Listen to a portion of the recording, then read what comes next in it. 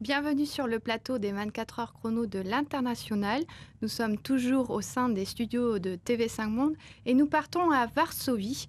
La capitale de la Pologne compte 1,8 million d'habitants et c'est aussi la plus grande ville du pays. Aujourd'hui, le pays affiche une croissance positive et sans interruption depuis 2003 et fait exception au sein de l'Union européenne. Cependant, la Pologne souffre de nombreux clichés et a souffert et nous allons tenter de les balayer tout au long de cette émission. Pour en parler, j'ai le plaisir d'accueillir Marilyn Berthaud-Sobczyk. Bonjour. Vous êtes PDG de l'entreprise Valiance International. Tout à fait. Vous êtes également conseiller du commerce extérieur et vous êtes en Pologne depuis 21 ans. 21 ans maintenant, oui. Ouais. J'ai également à mes côtés maître Ewa Kaluzinska. Bonjour. Vous êtes avocate d'affaires franco-polonaise, associée au cabinet D2K Avocats. Vous êtes également membre actif de la Chambre de commerce et d'industrie France-Pologne et vous avez à Varsovie et vous avez la double nationalité. Exact. Pour débuter cette émission, nous allons tout de suite écouter l'ambassadeur de France en Pologne nous faire un état des lieux de la communauté française à Varsovie. Alors, ce que nous constatons, c'est qu'en 1986, nous avions 700 Français ici, présents en Pologne. 10 ans plus tard, ils étaient 2250. En 2006, donc 20 ans plus tard, leur nombre s'élevait à 5000. Et aujourd'hui, ils sont quelques 6200. Donc une multiplication par 9 et une croissance véritablement exponentielle qui reflète l'attrait de ce pays pour nos compatriotes, pour nos concitoyens qui viennent souvent ici travailler dans différentes entreprises. Ils se répartissent entre les grandes métropoles que sont bien sûr Varsovie, mais aussi des villes comme Katowice, comme Łódź, comme Poznań, ou Wrocław ou Gdansk. Donc essentiellement une population active, relativement jeune. Et ce que nous avons observé, c'est que alors qu'il y a 25 ans, la très grande majorité des Français présents ici étaient des doubles nationaux, aujourd'hui, seule la moitié de nos compatriotes détient également la nationalité polonaise. Et voilà un peu à quoi ressemble le paysage sociologique des Français de Pologne. Donc il y a de plus en plus de Français en Pologne. Marilyn, pourquoi le marché polonais attire-t-il aujourd'hui ? Alors, il attire, on est bien d'accord, si on parle des aspects économiques, il attire beaucoup, notamment les Français, mais aussi toutes sortes d'investisseurs européens ou américains ou d'exportateurs. Pourquoi ? Parce que, comme vous l'avez dit, c'est un pays tout d'abord qui est placé au centre de l'Europe. Donc, il a une position géostratégique en Europe. Et puis, c'est un pays qui est dynamique. En 2014, il y a quand même eu 3% de croissance. Donc, ce sont des croissances qui font pâlir d'envie nombreux de pays d'Europe de l'Ouest. On prévoit même encore plus de croissance l'année prochaine, une croissance sans interruption depuis plus de 10 ans, depuis l'entrée dans l'Union européenne en 2004. C'est un pays, on en parlera plus tard, qui est receveur de plus de 100 milliards d'euros de fonds européens. Et c'est un pays qui a une grande diversité, que ce soit en termes d'activité industrielle, c'est quasiment 30% du PIB du pays, l'industrie, les industries automobiles, aéronautiques, la mécanique, donc tout ce qui est fenêtres, menuiserie industrielle, etc. Il y a aussi de l'agriculture, donc de l'élevage, et puis il y a aussi du service, et avec une population qui est bien formée, et donc qui permet à des centres de services de s'installer et de s'implanter en Pologne.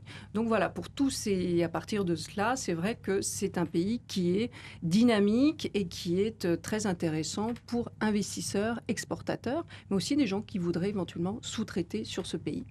Eva Kalwuzinska, vous êtes d'accord avec Marilyn au niveau de l'attrait de ce marché? Oui, je pense que effectivement, la Pologne a créé des instruments spécifiques pour attirer les investisseurs. Par exemple, il existe en Pologne des zones économiques spéciales. Il y en a 14 sur tout le territoire de la Pologne.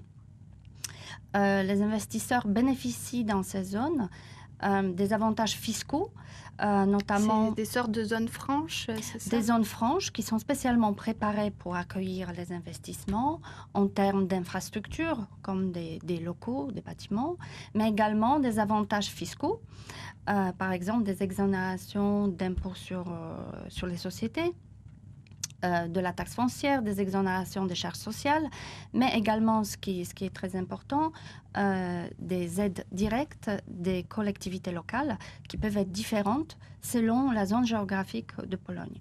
Il existe également, notamment pour les activités technologiques et innovantes, des clusters d'entreprises, des groupements d'entreprises et des parcs technologiques qui ont été créés pour permettre aux entreprises de collaborer, de se regrouper et collaborer, et notamment de créer des opportunités, des coopérations au niveau international.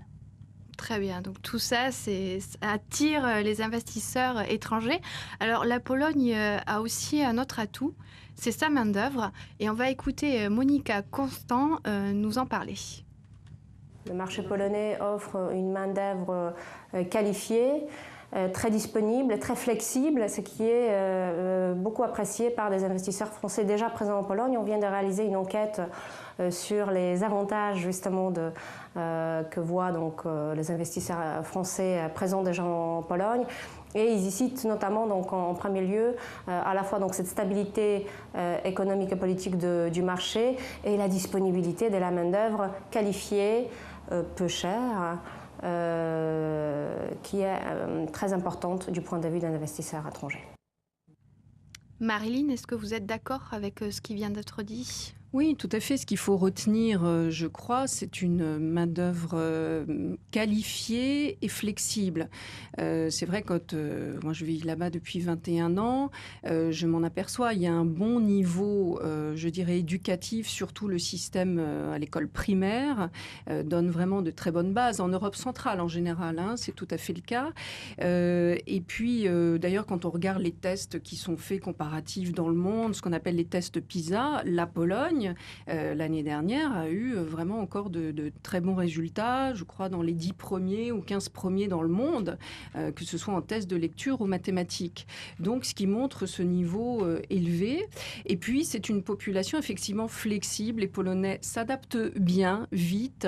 Ils comprennent vite les problématiques. Lorsqu'ils sont bien encadrés dans l'entreprise, bien formés dès le départ, ils montrent et flexibilité et aussi une forme de discipline, ce qui permet notamment de très grandes entreprises d'avoir de très bons résultats. Par exemple, l'entreprise Fiat, le groupe Fiat dit toujours que sa meilleure usine est en Pologne.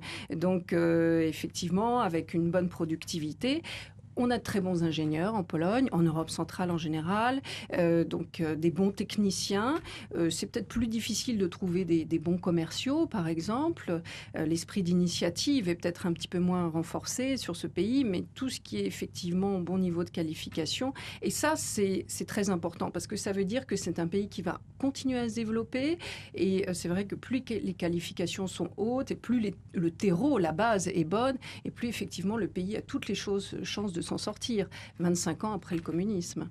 Au niveau du coût de la production, est-ce que c'est plus avantageux qu'en France ? Oui, tout à fait.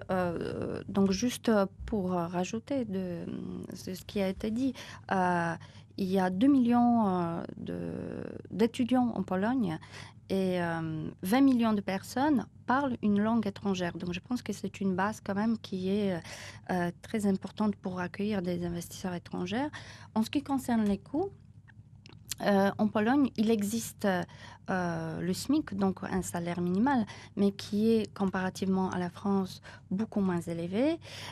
Il se situe pour 2015 à 1750 zloty, ce qui correspond à peu près à 400 euros. Bien évidemment, les ingénieurs et les employés qualifiés ne sont pas payés au SMIC, mais le salaire moyen est situé à peu près à 4 000 euros par mois. 4 000 zloty. 4 000 zloty, pardon, ce qui correspond à 1 000 euros par mois. Donc, le droit du travail encadre de relations de travail, mais il est quand même beaucoup plus souple de ce qu'on peut connaître en France.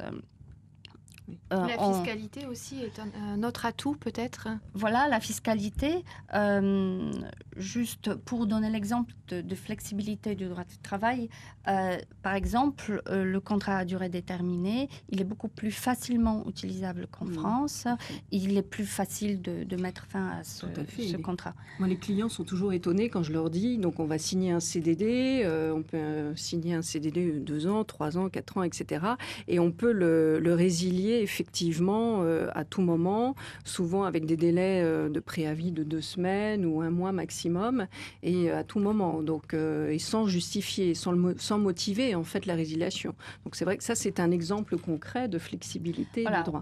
C'est la même chose au niveau de la durée du travail où il y a 40 heures par semaine de la durée minimale, mais il y a des exceptions pour les différents secteurs d'activité, et aussi l'ouverture des commerces, des entreprises le dimanche, qui est très discuté en France, est beaucoup plus admis en Pologne, où les commerces, par exemple, sont quasiment tous ouverts le dimanche.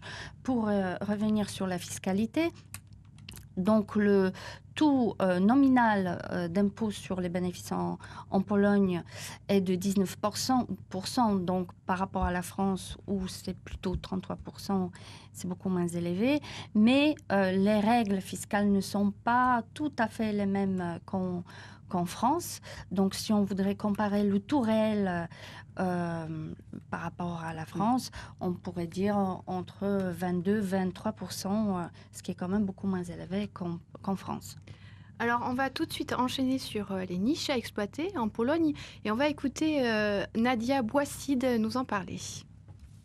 En ce qui concerne les PME françaises, étant donné que nous avons l'occasion de rencontrer pas mal de sociétés françaises lors de missions que nous organisons, Varsovie constitue sûrement une ville très très intéressante pour tout ce qui concerne recherche et développement, également pour les sociétés du secteur des nouvelles technologies, du secteur de la télécommunication, parce qu'en fait le noyau dur de ces activités-là se trouve bel et bien à Varsovie.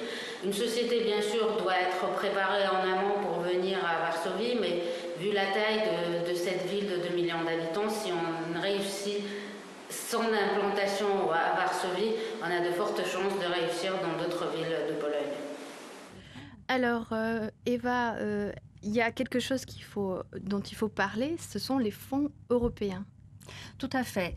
Toutes les activités de recherche, développement, innovation sont concernées par les fonds européens, plus exactement les fonds de cohésion, qui vont s'élever pour la période jusqu'à 2020 à 4,22 milliards, plus de 4,22 milliards d'euros. Et dans quel secteur en particulier? Je crois que c'est l'innovation. Voilà, c'est les innovations en Pologne, ils se concentrent principalement dans les secteurs de communication et télécommunications, la médecine et biotechnologie pharmaceutique et les énergies. Tout ce qui touche les énergies. Donc, c'est devenu quand même un centre européen de ce qu'on appelle les BPO, Business Process Offshoring. Et ce sont des centres de recherche des innovations qui sont situés justement en Pologne. Tous ces fonds européens vont bénéficier à l'innovation par le biais des programmes opérationnels qui sont assez nombreux, notamment la Pologne numérique qui va recevoir plus de 2 milliards d'euros rien que pour ce secteur-là. Également, le Intelligent Development, les infrastructures, l'éducation, le transport, tous ces secteurs vont bénéficier des fonds très importants. Marilyn, je crois que vous êtes d'accord, je vous vois... Oui, tout à fait. Moi, ce que je veux confirmer, oui, c'est très important, là, ce qui se passe en Pologne sur les années 2014-2020. Donc, comme le disait très justement Eva, 82 milliards, donc sans compter la politique agricole commune, un peu plus de 30 milliards, ce qui fait un total de 106-107 milliards.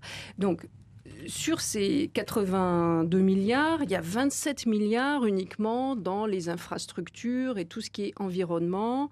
Et il faut savoir que l'enjeu aujourd'hui en Pologne, ce n'est plus d'être un pays qui ne fait qu'un pays industriel. C'est aussi qu'il y ait beaucoup plus de recherche et développement. Ça, c'est quand même un gros souci aujourd'hui dans certains pays d'Europe parce que la moyenne de la recherche et développement dans le pays en Europe, dans l'Union européenne, c'est à peu près 2%, c'est 2,3% en France. En Pologne, c'est moins d'1%, c'est 0,75%. Donc on a un énorme retard à rattraper. Et justement, l'Europe a misé là sur la Pologne. C'est la Pologne qui est le plus gros receveur de fonds européens sur cette manne 2014-2020. Et il faut le dire, c'est le pays qui a le plus de fonds européens. Donc ça, c'est une première dans l'histoire. Et Donald Tusk, à l'époque Premier ministre, a lourdement négocié tout cela.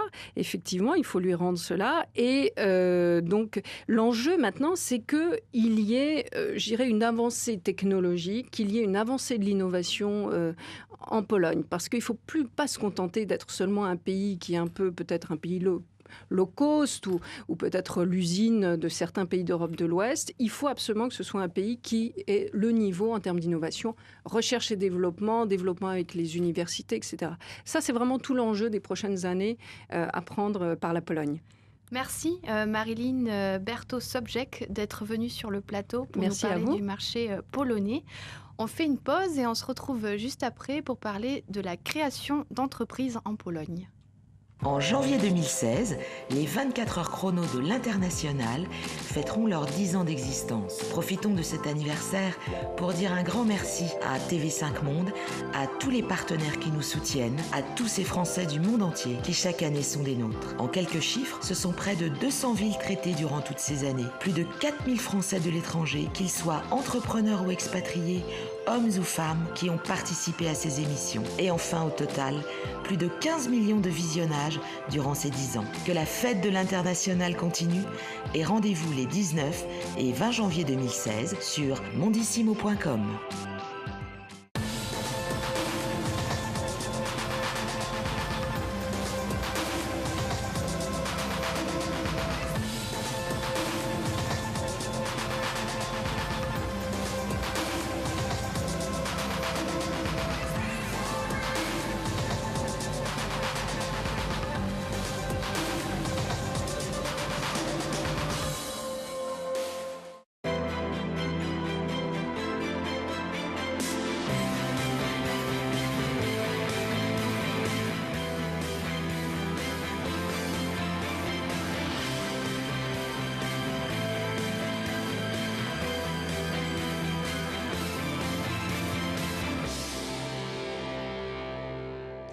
De retour sur le plateau des 24 heures chrono de l'International, nous parlons de Varsovie et j'ai le plaisir d'accueillir Laurent Le Payolets.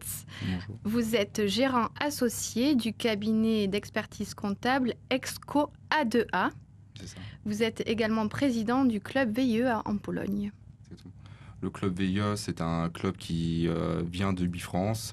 Il regroupe tous les anciens VIE, VSN, CSN, qui sont tous les jeunes expatriés qui sont actuellement en Pologne, une soixantaine. Très bien. Donc, on vient de parler de l'attrait du marché polonais. Maintenant, on va aborder ce thème de la création d'entreprises. Laurent, au niveau de l'administration, où en est-on ? On a toujours cet héritage communiste dans la tête. Est-ce que c'est un cliché ? Comment ça se passe quand on crée une entreprise en Pologne ? Bon, le formalisme est quelque chose d'important en Pologne, même si ça s'améliore. On commence à avoir des simplifications de la loi sur la création d'entreprise. Le délai de création est entre 1 mois et 1 mois et demi. Et actuellement, on voit quand même des éléments qui changent, mais ne peut pas demander à un pays de faire 40 ans en 10 ans. Est-ce que vous auriez un conseil à donner aux entrepreneurs? Alors, moi, je pense que malgré tout, quand on fait un investissement et une implantation à l'étranger, dans un pays quelconque, et notamment en Pologne, le point essentiel, ce sont peut-être pas les formalités, parce que là, on a des très bons professionnels qui accompagnent les entrepreneurs, mais ce sont les négociations. Donc, j'invite les entreprises qui souhaitent s'implanter à s'entourer justement à trouver un partenaire local, trouver un partenaire local et des professionnels qui va les aider à bien négocier les conditions justement de cet investissement, de rachat d'une entreprise ou d'achat d'une participation, parce que la façon de faire des affaires, des négocier, n'est pas toujours la même que ce qu'on peut connaître en France. Et apprendre le polonais, peut-être? Alors, effectivement, je pense que parler couramment polonais en arrivant, c'est pas nécessaire et un peu difficile. En revanche, connaître quelques mots en polonais, certainement, ça ouvre les portes et ça facilite les relations. Mais on peut faire des affaires en anglais, Laurent? On peut faire des votre affaires en expérience? anglais. Par contre, le mieux d'avoir des conseils qui parlent polonais pour éviter de passer par un interprète qui pourrait interpréter les choses et faire en sorte qu'on ait un souci au moment de faire le closing d'un deal. C'est vrai qu'actuellement, on le voit, l'interprète va essayer de mettre des nuances et il est important quand même pour l'entreprise d'avoir le discours direct de la personne en face de soi. Merci Eva Kaluziska d'être venue sur le plateau pour nous éclairer sur le marché polonais. On fait une pause et on se retrouve juste après pour balayer les clichés.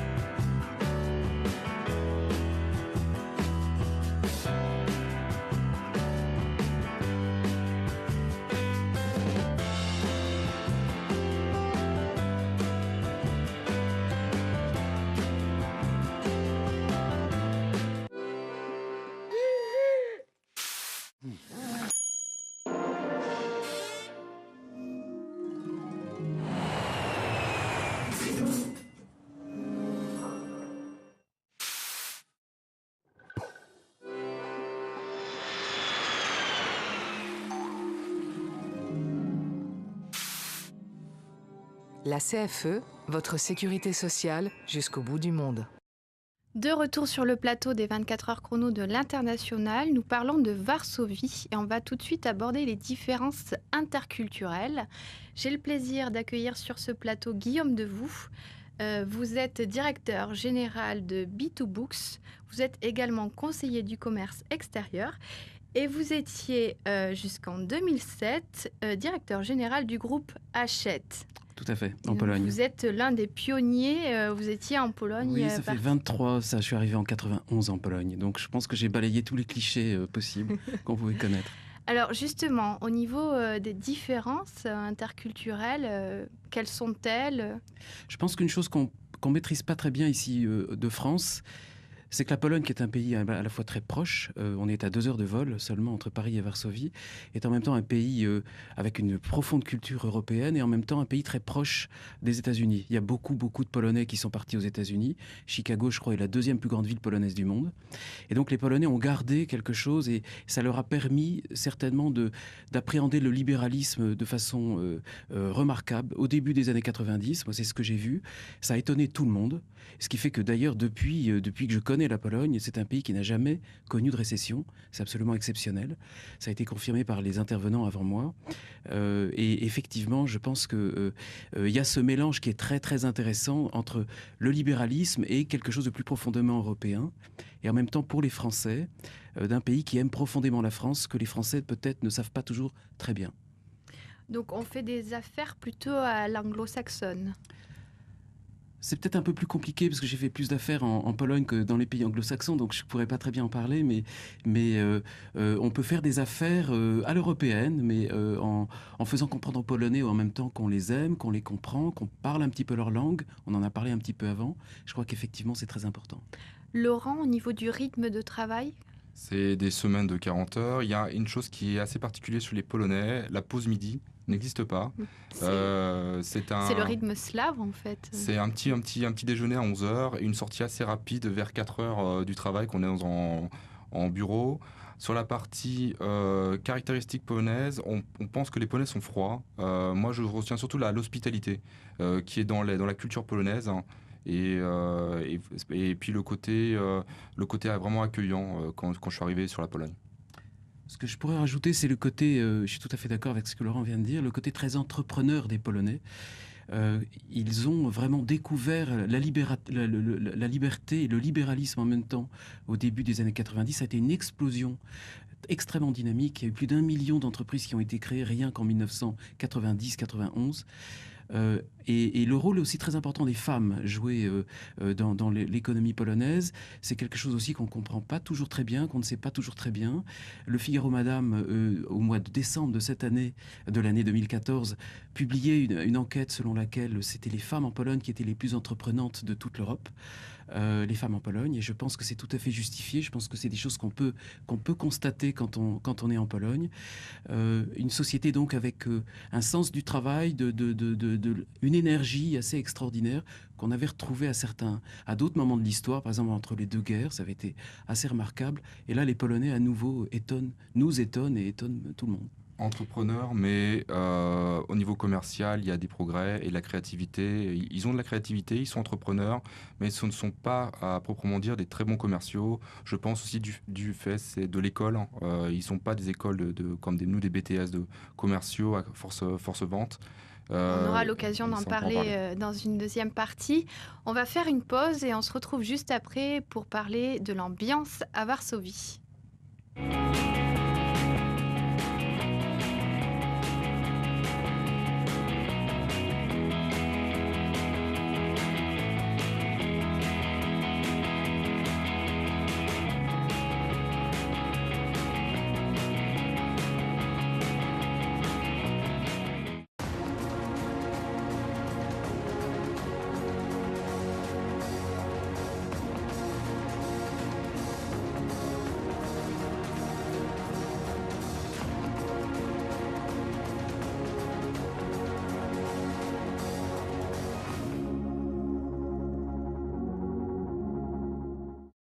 De retour sur le plateau des 24 heures chrono de l'International, nous parlons de Varsovie. Alors quand on pense à la Pologne, on a plutôt tendance à penser à un pays arriéré. Mythe ou réalité, Laurent ?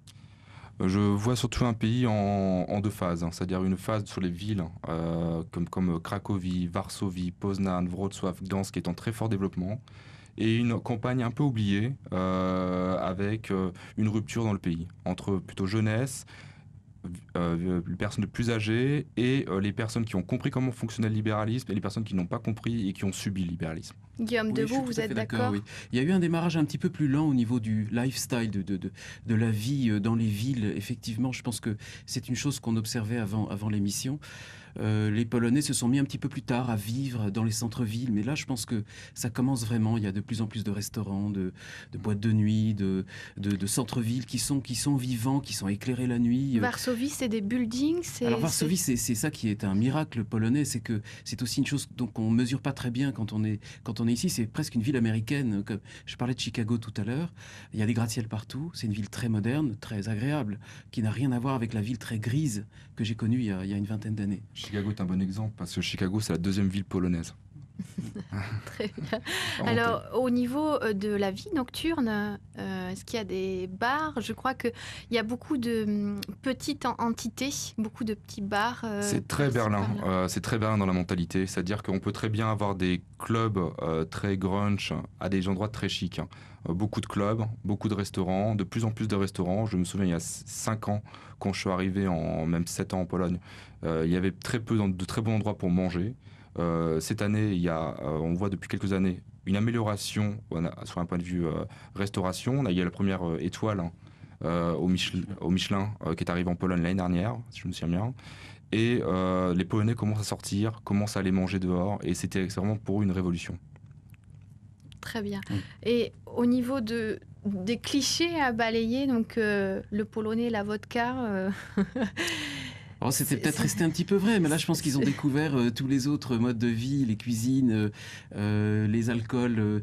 Non, moi, je trouve que ce sont des gens charmants qui sont très proches de nous et avec lesquels, justement, nous, Français particulièrement, on ne sait pas à quel point on peut faire beaucoup de choses avec eux parce qu'on est assez proches. Il y a un côté un peu, chez les Slaves, en tout cas chez les Polonais, un peu roublard, un peu révolutionnaire.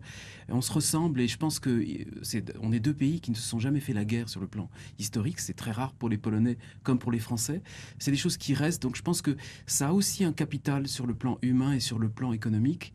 Et ils ont parfois été déçus par la lenteur de la France à intégrer la Pologne dans l'Union européenne ou à ne pas investir suffisamment. C'est vrai que la France a pas mal investi, mais parfois un petit peu en reculant ou en gardant ses préjugés ou ses idées préconçues qui étaient nuisibles, contre lesquelles moi j'ai souvent battu. Mais maintenant, je suis quand même heureux de voir que la Pologne, c'est ce que disait le Figaro Madame au mois de décembre ou beaucoup d'autres médias, et aujourd'hui, même sur TV5, c'est un pays qui devient la mode. Et ça me fait très plaisir. Alors, il y a tout de même un point noir à Varsovie et en Pologne, plus généralement, qu'on ne peut pas nier, c'est le climat. On va écouter Maxime Poncinet s'exprimer à ce sujet. Il est évident que le temps en Pologne et en France est assez différent, et notamment en hiver, puisque les températures peuvent descendre à moins 20, moins 25. Donc même si l'été est assez chaud, le printemps et l'automne sont des saisons assez agréables, l'hiver effectivement peut être assez froid, mais en moyenne c'est moins 5 à moins 10 degrés. Donc c'est des températures froides. Mais sachant que le climat n'est pas forcément humide, il n'y a pas beaucoup de vent, je pense que c'est une chose auquel on peut s'adapter malgré tout. La chose la plus difficile à titre personnel et pour beaucoup d'expatriés est vraiment que la nuit commence très tôt, puisque les horaires sont les mêmes qu'en France.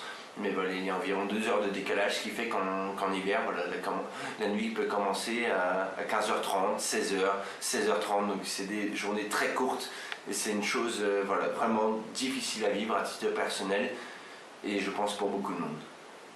Guillaume Devoux. Ouais, j'ai une petite anecdote. Moi, quand j'ai commencé en Pologne, j'étais avec le groupe R100. Et on avait l'habitude, je me rappelle l'hiver, mois de novembre, décembre, et on avait l'habitude, on venait de reprendre un titre national, un titre public, c'était encore donc des fonctionnaires qui travaillaient, et on avait l'habitude quand même entre Français d'aller à nos déjeuners, et quand on revenait, il était 2h30, 3h de l'après-midi, et déjà il faisait nuit, et ensuite il y avait presque plus personne au travail, puisque tout le monde rentrait chez soi. À l'époque c'était 15h, donc ça c'était effectivement, je confirme, ce qui vient d'être dit, c'était très déprimant. On en souffre un petit peu. On en souffre, mais en même temps il y a une explosion au printemps, donc il faut s'habituer. Il y a en quelque sorte pas de saison intermédiaire en Pologne. On bascule presque tout de suite en été. On attend avec impatience l'été. Voilà. C'est vrai que l'hiver est un peu long, mais en même temps il y a le réchauffement de la planète, donc les hivers sont quand même plus tout à fait les moins 20-25. Il y en a de moins en moins maintenant. Il n'y a pas ce que j'ai vu il y a une quinzaine d'années. Au niveau du logement, Laurent, est-ce que vous avez des... Au niveau du logement, sur Varsovie, c'est l'équivalent, on va dire, de Rennes, avec un loyer entre 400 et 500 euros pour un 50-60 mètres carrés, avec à l'achat à 2500 euros par mètre carré, ce qui est vraiment l'équivalent de Rennes. Ça reste très abordable. Ça reste abordable, même s'il y a 7-8 ans, je regrette de ne pas avoir acheté, parce que sur la sud de Varsovie, c'était à 1000 euros le mètre carré, et ça a rapidement augmenté pour arriver maintenant à 2500 euros. Au niveau du coût de la vie, Bah, je vous disiez dirais tout que à l'heure qu'on peut manger dans des c'est restos. presque, oui, c'est quand même beaucoup moins cher qu'en France. On pourrait presque, dans certains cas, diviser les choses par 4. C'est un petit peu l'équivalent du taux de change entre l'euro et le zloty. Au niveau alimentaire, au niveau vêtements, on peut quand même s'en sortir assez bien. C'est vrai que le salaire moyen n'est pas le même, évidemment, en Pologne, mais malgré tout, les choses sont beaucoup moins chères, même s'il y a une certaine disparité entre les villes et à nouveau les régions plus rurales de Pologne. Et ça a un impact aussi forcément sur le pouvoir d'achat et sur les produits qui doivent être adaptés par les entreprises françaises sur le marché polonais. La première chose regardée par les Polonais, c'est le prix. Donc c'est pour rebondir sur Rapport qualité-prix, c'est très important. Mais le prix est le plus important. C'est-à-dire que 90% dans la décision d'achat, c'est le prix qui va être pris en compte plutôt que la qualité. Ouais, ça, je me souviens d'une étude de marché que j'avais réalisée pour un magazine de consommation il y a quelques années.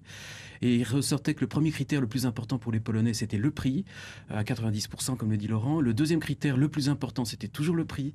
Et le troisième critère le plus important, c'était encore le prix. Donc on n'avait jamais vu, c'était tout un panel qui avait été fait sur un benchmark sur plusieurs pays européens. On n'avait pas vu ailleurs une telle importance sur le prix. Donc je confirme tout à fait ce que dit Laurent à ce sujet-là. Alors, pour continuer de parler de la vie quotidienne, il faut évoquer la sécurité sociale. Et on va écouter à ce propos Pascal Seu, qui est membre élu de l'AFE et qui nous parle du système de soins en Pologne. Pour la santé, il y a le système de sécurité sociale polonais qui est de plus en plus performant. Néanmoins, de nombreux Polonais, et donc les Français aussi, choisissent de recourir à des solutions privées avec des systèmes d'assurance privés qui permettent des soins avec plus de confort que la sécurité sociale polonaise.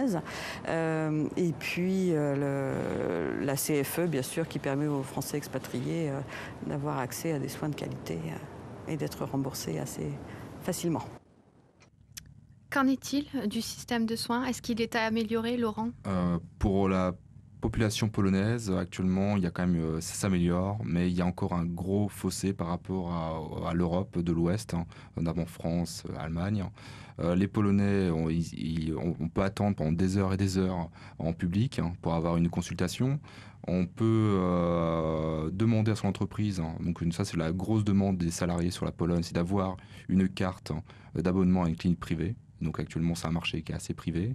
L'amélioration est en marche, mais à mon avis c'est le gros chantier de demain avec les retraites de la Pologne. Oui, je confirme tout à fait ce que dit Laurent. C'était une partie importante de négociation pour tout employeur. C'est une partie importante de négociation avec ses salariés, qui puissent avoir un package pour la santé qui les couvre bien. Il y a une amélioration nette, mais c'est encore quelque chose en devenir, et c'est un secteur très important, à mon avis, sur lequel il y a beaucoup de fonds structurels européens qui viennent, et c'est un secteur très important pour les années qui viennent en Pologne. Avant de terminer cette émission, quelles sont les possibilités pour les familles qui ont des enfants et qui souhaitent les scolariser? Est-ce qu'il y a un lycée français, Laurent? Il y a des personnes qui font très bien. Il y a des lycées français, il y a un lycée français, il y a une école maternelle française. Donc elles prennent en charge les personnes qui ont des enfants polonais qui sont expatriés, français qui sont expatriés. Mais pour ceux qui ont un peu moins de moyens, je dirais qu'aussi le système polonais est très bon et permet aussi d'avoir une très bonne éducation et d'apprendre aussi la langue polonaise, aussi, qui est aussi une langue qui permet d'avoir une vision plus forte de la vie, surtout si on parle à la maison une autre langue. Guillaume Deveau. Oui, je confirme tout à fait. Et puis je tiens aussi à dire que le niveau est très bon. Je pense que le niveau scolaire, le niveau de l'éducation des Polonais est un des plus élevés d'Europe, notamment dans des secteurs, on ne le sait pas très bien ici, mais par exemple en mathématiques, au niveau universitaire aussi. Là, on parlait de l'école, mais je rebondis un peu sur les universités. Il y a un bon niveau. Pour les expats, ceux qui arrivent, effectivement, il y a les solutions, le lycée français. Pour ceux qui veulent aller là-bas, qui ont peut-être moins de moyens, je suis tout à fait d'accord qu'il y a la possibilité de trouver dans le système scolaire polonais de très bonnes choses. Très bien, mais c'est la fin de cette émission, donc on a balayé les clichés. Aujourd'hui, la Pologne n'est plus un pays arriéré. Laurent, vous voulez ajouter quelque chose avant de conclure? Non, juste remercier la Pologne pour son accueil, parce que ça fait 8 ans que je suis là et j'ai pas vu le temps passer. Je suis venu pour 4 mois et ça fait 8 ans. Très bien. Merci Laurent Le Payolets d'être venu sur le plateau. Merci Guillaume Devoux. On se quitte, mais vous restez en ligne puisqu'on part tout de suite au Brésil, à Rio de Janeiro.